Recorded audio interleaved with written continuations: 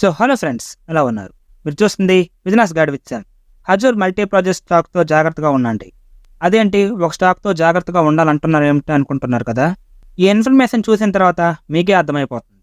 Hazur multi project stock last 1 మంత్లో 20%, last 6 మంత్స్లో 200%, last 1 ఇయర్లో 300%, లాస్ట్ 5 ఇయర్స్లో చూస్తే 36,000% రిటర్న్ అనేది డెలివర్ చేసింది. కంపెనీలో కానీ 5 సంవత్సరాలకు ముందు ₹1,00,000 ఇన్వెస్ట్మెంట్ చేస్తుంటే అది ఇప్పటికి 4 కోట్లు అయి ఉండేది. ఈ కంపెనీ మెయిన్లీ ఇన్ఫ్రాస్ట్రక్చర్ అలాగే రియల్ ఎస్టేట్ లో బిజినెస్ ను ఆపరేట్ చేస్తూ ఉంటుంది. అదేంటి అది అంతా బాగా ఉంది కదా అని అనుకుంటే అక్కడే మీరు పప్పులో కాలేసినట్టు. ఈ కంపెనీ సేల్స్ గానీ మనం చూస్తే పెద్ద నెంబర్స్ ఏమీ మనకు కనిపించవు.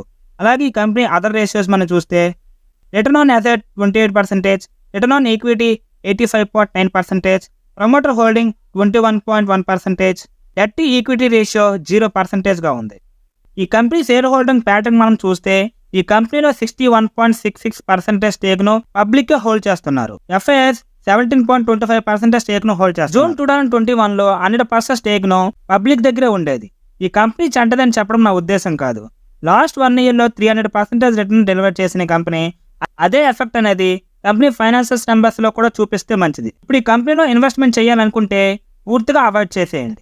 ఆల్రెడీగా ఈ కంపెనీ షేర్స్ మీ డీమ్యాట్ అకౌంట్లో ఉంటే ప్రాఫిట్ బుక్ చేసుకోవడం మంచి ఆప్షన్. ఎందుకంటే కంపెనీలో గ్రోత్ లేకపోతే ఏ విధంగా అయితే పెరుగుతుందో మళ్ళీ అదే విధంగా స్టాక్ అనేది పడిపోతుంది. ఒకవేళ ఈ కంపెనీలో ఇన్వెస్ట్మెంట్ చేయాలనుకుంటే ఈ కంపెనీ ఫైనాన్షియల్ నెంబర్స్లో గ్రోత్ డెలివర్ చేస్తూ స్టాక్ ప్రైస్ కొంత కరెక్షన్ వచ్చిన తర్వాత ఈ కంపెనీ గురించి పూర్తిగా అండర్స్టాండింగ్ వచ్చిన తర్వాత మీ ఇన్వెస్ట్మెంట్ డిసిషన్ అనేది తీసుకోండి. సో ఇది ఫ్రెండ్స్ ఈరోజు మన వీడియో. మళ్ళీ నెక్స్ట్ వీడియోలో కలుసుకుందాం. Thank you friends. Thank you for watching.